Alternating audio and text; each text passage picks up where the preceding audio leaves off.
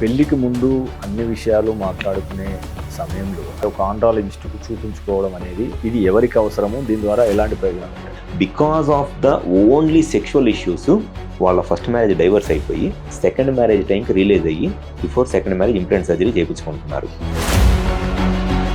శోభనం రోజు అంటే కొంతమంది మగవాళ్ళు ఉంటారు, ఆ రోజు మొత్తం నా ప్రతాపం మొత్తం చూపించాలని అనుకునే వాళ్ళు కూడా కొంతమంది ఉంటారు. అపోహలు ఏంటి, వాస్తవాలు ఏంటి? ప్రతాపాలు చూపించడానికి రెస్ట్ ఆఫ్ ద లైఫ్ చాలా ఉంది.